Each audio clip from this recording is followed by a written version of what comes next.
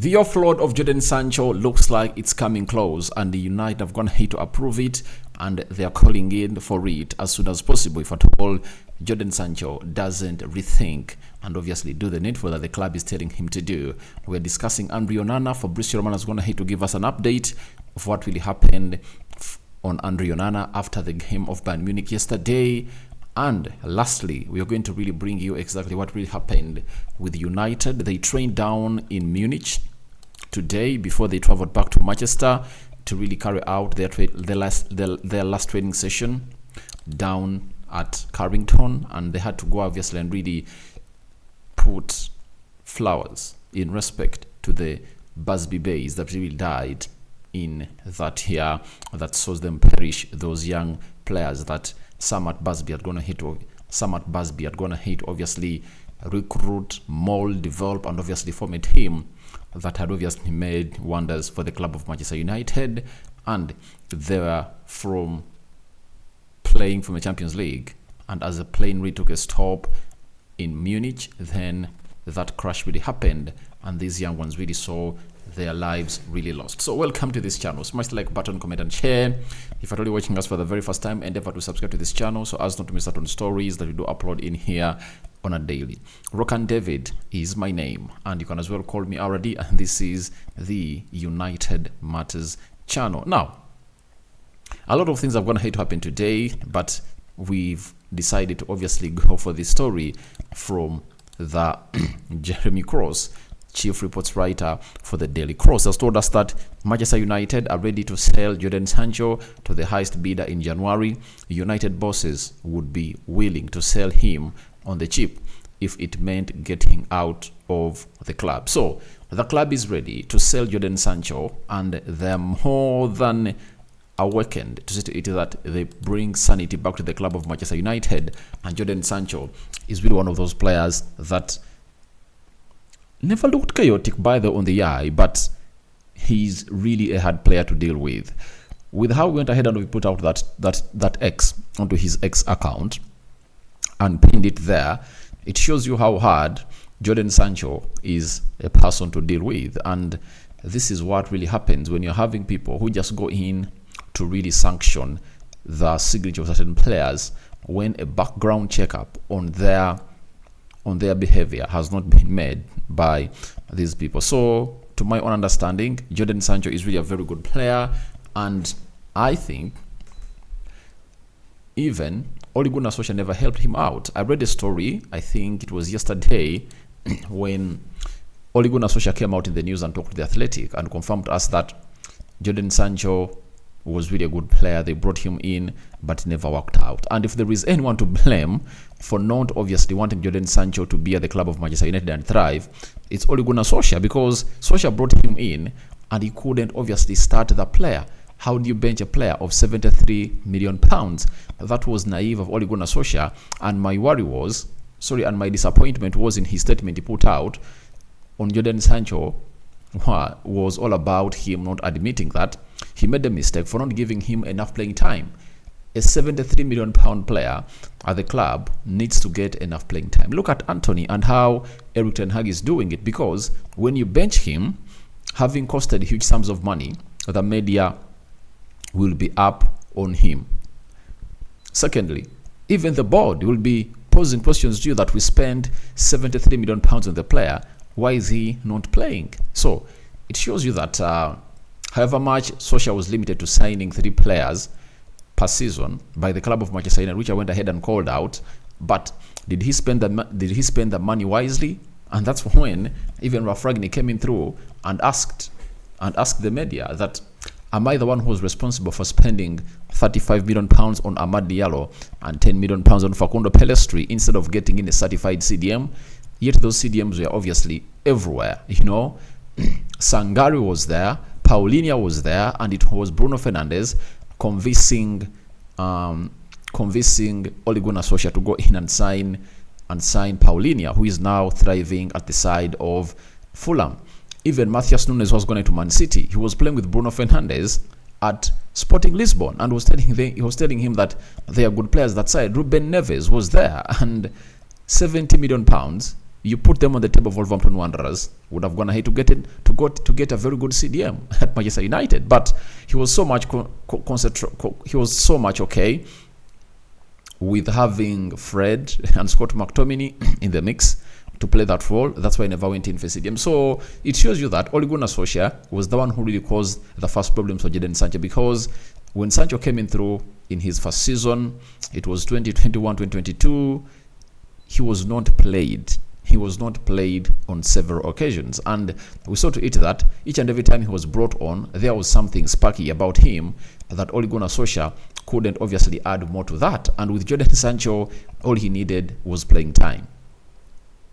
So this time around, his head is not okay, and he feels like everything has gone ahead to fail at Manchester United. As Sancho thinks like that, the board have gone ahead to make a decision. And what's the decision? The decision is like Sancho has been told he would be welcomed back into the fold if he apologized to Erik ten Hag face to face. Sancho refuses to do this, and the standoffs continues. Now, I want the board of United to stiffen the nuts, right? I want them to screw those nuts fast. I want those nuts to be fastened better and better and better. And how should we go upon with that? It's simple.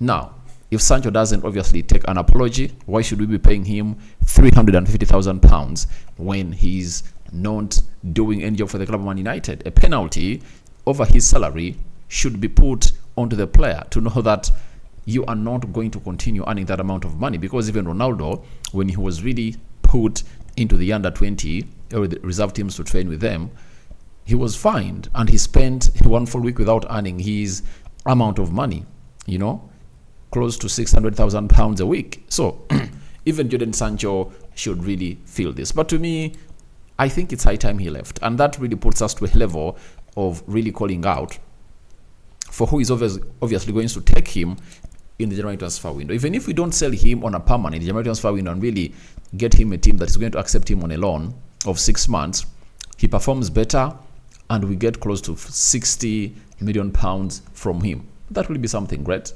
According to me, if we can get 60 million pounds for Jodan Sancho, we can use that amount of money to really get our team back where it deserves to be. That amount of money can be used in the summer transfer window to boost our budget, because there are very many players we can sell and see to it that we get in more money.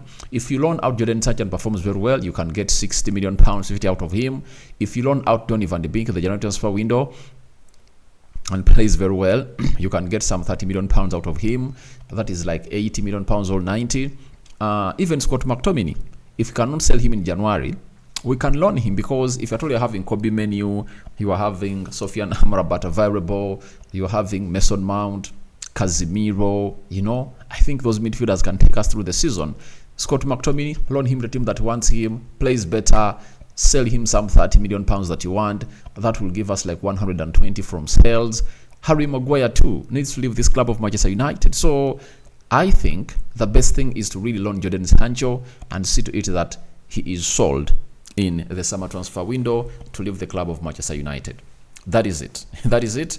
And I anticipate that Erik ten Hag will be supported onto that, because sometimes Erik ten Hag wants players out and the board keeps these players here. Scott McTominay and Harry Maguire, £60 million had come on the table. United rejected the money, right? They bounced that deal off. Yet, if they accepted that money earlier and gotten into Debo for £30 million and Sofiane Amrabat, the replacements were already there and you could get them on the cheap, because for Sofiane Amrabat, it was just a bargain of £25 million. To me, I would have gone ahead to call that an absolute steal, because Sofiane Amrabat is in his prime and is a player whom they valued £45 million when he still had 2 years left on his contract. That is it. So I think the best thing for us to do is to really let these players go in peace.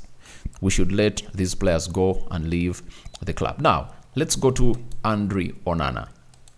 Fabrizio Romano, via his YouTube channel, has gone ahead and told us that Andre Onana entered the dressing room after his requested interview and apologized to Erik ten Hag, the coaching staff, and his teammates. Now, all this has been done, has been said. He has apologized to the players, but have the players gone ahead to apologize to the coach also for what they did after the game of Bayern Munich, because no one would have gone ahead to allow that shot to go towards Andre Onana.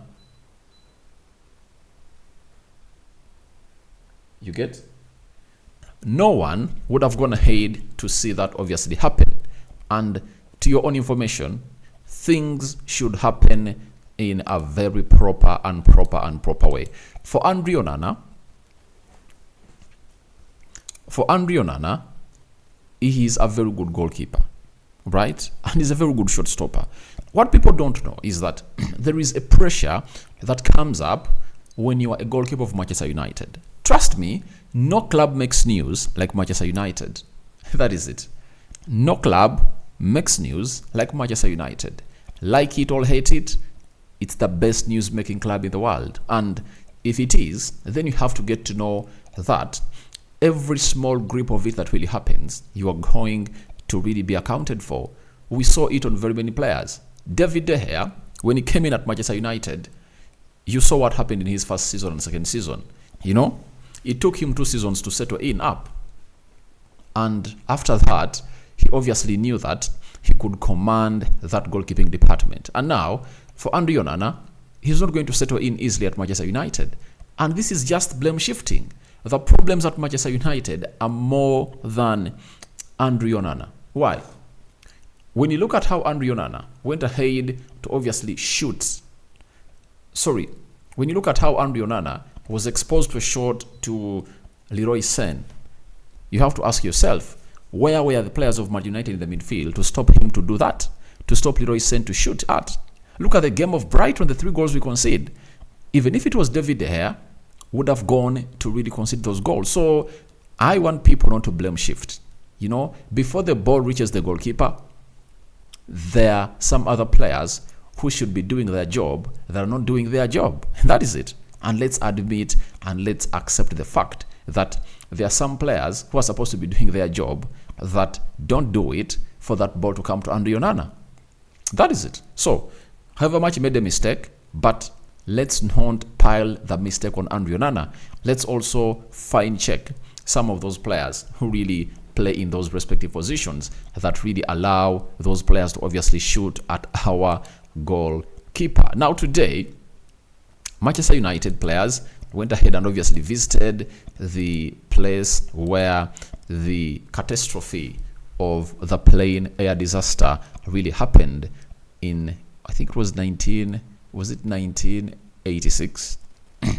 Ten Hag, Bruno Fernandes, Rasmus Højlund, Steve McLaren, John Mata, Brian Robson, and Richard Arnold visited Manchester Platz in Munich today to lay wreath at the memorial site for the Munich air disaster. Now, this is one of the places that defines the club of Manchester United. And Sir Bobby Robson is the only person that really survived because he was injured, and he knows exactly how this was all about. But what really excited me about this was how they chose who to obviously go with. Now, McLaren, Sir Bob Robson, representing the past of the club, because McLaren has been the club Manchester United for so long with Sir Alex Ferguson before he left to go and things that coaching Middlesbrough.